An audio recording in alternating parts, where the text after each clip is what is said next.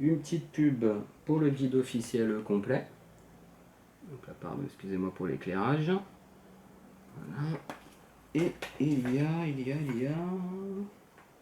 les commandes. Ça, c'est les notices de... Voilà les notices en 2015. Hein. On est loin des grandes notices qu'on avait à une époque. Bon, au moins, ils l'ont mis. C'est déjà ça. Voilà, avec toutes les commandes de Metal Gear. Un petit pense-bête quand vous jouez. Et l'additional content pour le Metal Gear Online avec le code également derrière. Donc voilà pour le contenu. Et sinon, le disque... Voilà à quoi ressemble le Blu-ray de Phantom Pain. Donc voilà. Ensuite, à l'intérieur de la boîte, nous avons, là je vois déjà le steelbook. Hop là. Donc le steelbook. Hop là, comme ceci. Attendez, je vais peut-être mieux le mettre. Voilà. Voilà, avec la tranche avec le nom marqué dessus. Hop là, voilà. Et qu'est-ce qu'il y a à l'intérieur? À l'intérieur, voilà. Ce Phantom Pain.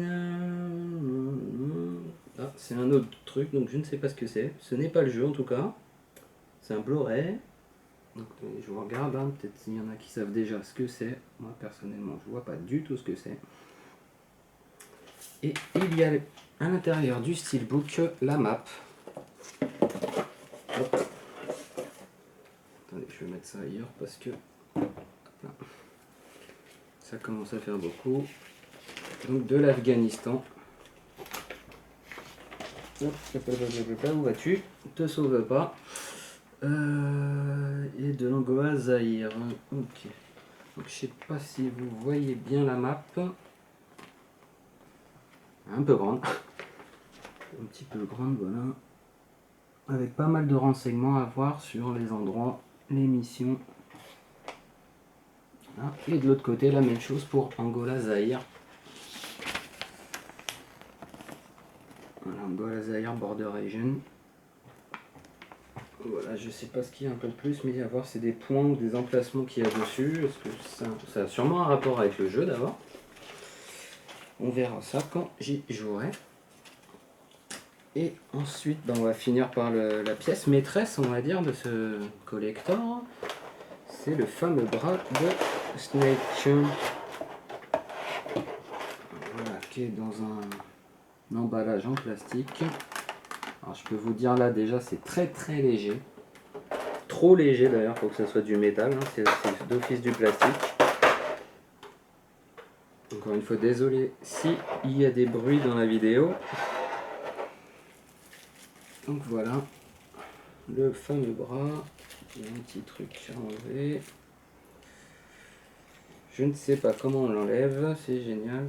Si en dévissant peut-être. Voilà. Oh, c'était juste pour protéger. Ok. Il y a pas mal de petites choses marquées dessus. Ah, j'ai oublié de retirer un petit bout de plastique ici. Hop là, voilà. Voilà le bras de Snake. Donc qui est très très léger, comme vous voyez, il y a quelques petits détails. Voilà. Et petit bonus, les bras sont articulés, les doigts également d'ailleurs. Voilà, vous pouvez les mettre comme vous voulez, soit en mode hard rock, comme ça, et tout. Soit, il y a une autre idée que j'ai vue où mon ami Troclès a posté sur Instagram, mais j'éviterai de le faire. Donc soit vous pouvez le garder ouvert, soit complètement point fermé. Voilà. Donc voici la pièce maîtresse de ce collector. J'avoue, je suis un petit peu déçu. Je m'attendais à un truc plus gros que ça. Donc voilà, je pense avoir fait le tour, hein, il n'y a rien d'autre. Non, voilà, donc ça fait beaucoup de choses, comme vous voyez, un petit peu éparpillées un peu partout sur la table. Donc voilà, bah ça en est fini du coup pour l'unboxing. Je m'attendais à ce qu'il y ait un peu plus de choses à l'intérieur. J'espère que ça vous a plu. Encore une fois, désolé si vous me trouviez pas super à l'aise, c'est ma première vidéo, donc comme je vous ai dit, j'ai le trac. Si vous voulez d'autres unboxings ou je sais pas, des découvertes, des choses comme ça, n'hésitez pas à me le dire sur Twitter ou sur la vidéo YouTube dans les commentaires. Je suis preneur de tous les commentaires que vous aurez à ce sujet.